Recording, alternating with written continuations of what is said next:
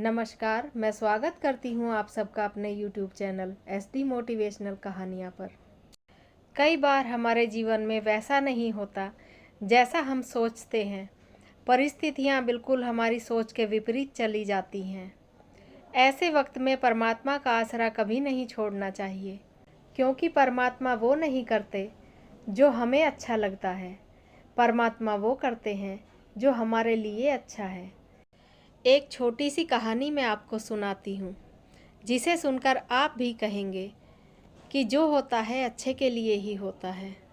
किसी गांव में एक माली ने अपने बगीचे में सभी प्रकार के फलों के पेड़ और बेलें लगा रखी थीं।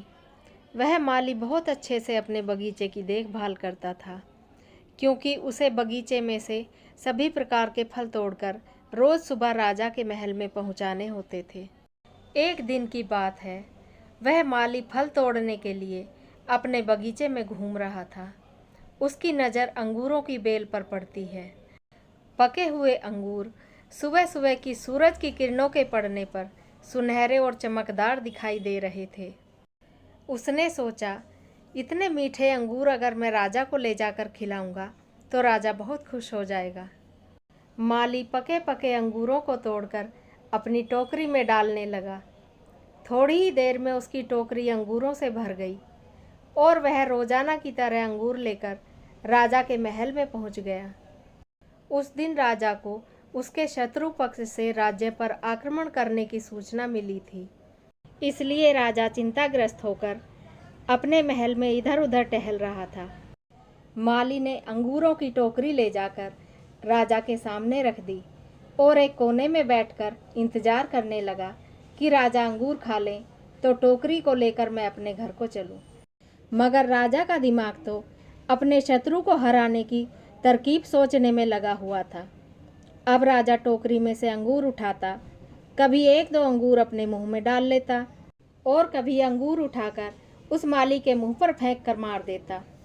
और वह माली हर बार परमात्मा का शुक्रिया करता और कहता, हे प्रभु, तू बड़ा दयालु है, तू जो करता है अच्छे के लिए ही करता है। धीरे धीरे जब माली की सारी टोकरी खाली हो गई तो माली ने राजा से पैसा भी नहीं मांगा और अपनी टोकरी उठाकर चुपचाप अपने घर को चल दिया। उसका इतना शांत बर्ताव देखकर राजा को अपनी गलती का एहसास हुआ और राजा मन ही मन शर्मिंदा हो गया। राजा ने उस माली को रोककर अपने पास बैठाकर पूछा कि मैं इतनी देर से तुमसे इतना भद्दा बर्ताव कर रहा था। मैं तो गहरी चिंता में डूबा था, मगर तुम तो मुझे ऐसा करने से रोक सकते थे।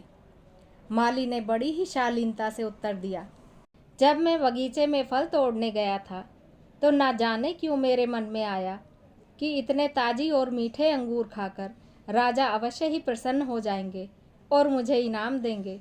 यह सोचकर मैंने सारी टोकरी अंगूरों से भर ली और आपके महल में चला आया। मैं सारे रास्ते यही सोचता आ रहा था कि टोकरी में खाली अंगूर देखकर कहीं आप नाराज़ तो नहीं हो जाएंगे। मगर फिर मैंने सोचा कि अगर मैं अभी वापस गया तो मुझे देर हो जाएगी। अगर मैं वक्त पर नहीं पहुंचा तो आप और भी ज़्यादा नाराज़ हो जाएंगे। इसलिए मैं अंगूर लेकर महल को चला आया और जब आप गुस्से में मेरे मुंह पर अंगूर फेंक कर मार रहे थे तो मुझे ऐसा ही लग रहा था कि मैं खाली अंगूर लेकर आ गया हूँ। शायद आप इसी बात का गुस्सा मुझ पर निकाल रहे हैं। मगर महाराज, मुझे यह नहीं मालूम था कि आप किसी चिंता में डूबे हैं और उसी वजह से नाराज़ होकर मेरे मुंह पर अंगूर फेंक कर मार रहे हैं। अगर आज मैं अपनी टोकरी में सेब, अमरूद और अनार भी रख कर ले आता तो आज मेरा क्या हाल होता। हे राजन, आज तो मुझे परमात्मा पर और भी गहरा विश्वास हो गया है कि प्रभु जो करते हैं अच्छे के लिए ही करते हैं। राजा माली के इस जवाब से बहुत खुश होता है और उसे और दिन से भी ज़्यादा पैसा देकर भेजता है। उस माली की यह छोटी सी कहानी हमें सीख देती है कि अगर किसी इंसान के सामने कोई विषम परिस्थिति आ जाए तो तुरंत गुस्से में आकर कोई बड़ा फैसला नहीं लेना चाहिए, बल्कि धैर्य से काम लेकर अपनी परिस्थिति के बारे में सोचना चाहिए। शांत मन से सोचने पर बड़ी से बड़ी समस्या का समाधान निकल आता है। अगर आप सबको मेरी यह छोटी सी कहानी अच्छी लगी हो तो प्लीज़ मेरे चैनल को सब्सक्राइब कर लीजिएगा। धन्यवाद।